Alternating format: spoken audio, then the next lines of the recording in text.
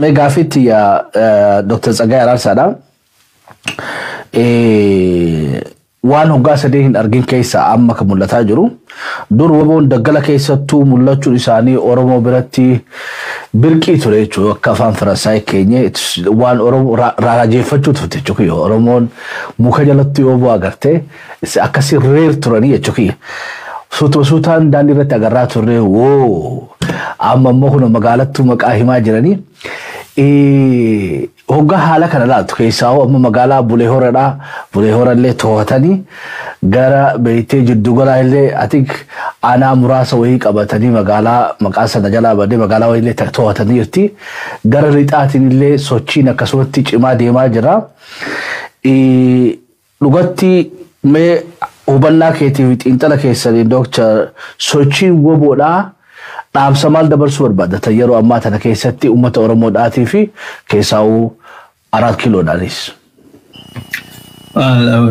Dhugaadhaa woboon akkuma beekamu kanaan duras falmaat ture.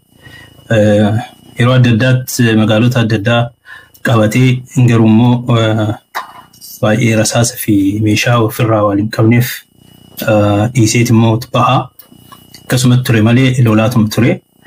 Amma akkuma beekamu bakka adda addaatti magaalota tokko tokko aanaalee tokko tokko dhuunfatee jira. Saba uummata wajjinis hariiroo wayii qabaachaa isaanis dudubbisaa uummata wajjin mammari'achaa itti deemaa jiru.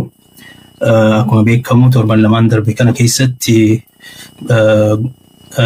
Gujii zoonii Gujii dhihaa irratti Bulee Horaafaa bakka jedhamu kan dhuunfatanii jiru to'atanii jiru kaampii wataadaroota Itoophiyaa raayyaa ittisa biyya Itoophiyaa isas qabatanii jiru.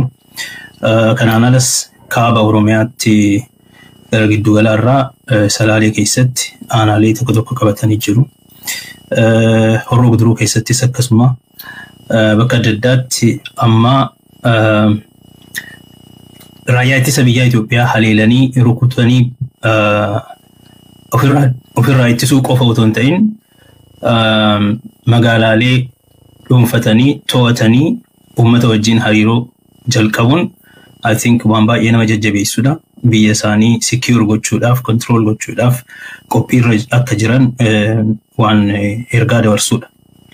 Kanaan alagaa akkuma beekamu torban lamaan darban kanaan dura walgahii gurguddaatu godhamaa ture. Ajajaa woboo eenyu akka ta'uu qabu bakka bu'aan eenyu akka ta'uu qabu zooniin waraanni immoo zoonii adda addaatitti tikfamuu eenyudhaan akka ajajamu kana irratti sirriitti murteessanii jiru. Kana wajjin wal qabatees yaada tokko tokko dabarsanii jiru. Ejjennoo isaanii ibsa isaanii baasanii jiru. Kana keessaa tokko dubbii himaa isaanii kan addunyaa irratti waa'ee isaanii irraa dubbachuu kan danda'u jedhanii kan ibsan jira. Odaa Tarbii jedhama. Nama kana qunnamatanii isinis miidiyaaleen adda addaas waa'ee woboo amma isaan irraa kallattiidhaan barachuun ni danda'ama jechuudha. Gaafas garuu wanti guddaan isaan dhaamsi guddaan uummata biyya alaatii fi uummata biyyaatiif dabarsan tokkoffaa uummata biyyaa waammatan. Qabsoon bakka cimaa waan ga'eef boqonnaan isaa bakka addaa waan ta'eef amma uummanni akka isaan gargaaru akka isaan utubu akka isaan itti makamu waammatan. Kan lammataa warra biyya alaatiif kan dhaaman halaala irraa ta'anii woboo hoogganuun yookiin immoo siyaasa biyyaa hoogganuun akka hin danda'amne remote controlidhaan maallaqatti darbatanii isaan ajajuun akka hin danda'amne namni waraana ajaju waraana keessa akka jiraachuu qabu kan irratti walii galaniiti ajajoota achuma isaan keessaa qaban akka hooggantootaatti of keessaa baasanii akka deemaa jiran ibsanii jiru. Kun waan baay'ee nama jajjabeessudha. Maaliif amma lolli biyya keessatti deemaa ture lolli Oromiyaa irratti adeemfamaa ture waggaa 3 darban kanaaf lolli amma Tigraay irrattis xiyyeeffamaa ture kun gara xumuraatti gara akka waan deemaa fakkaatuuf gaafa lolli siyaasa irraa maddee xumuramu siyaasni haasaadhaan geggeeffamu hin jalqabu.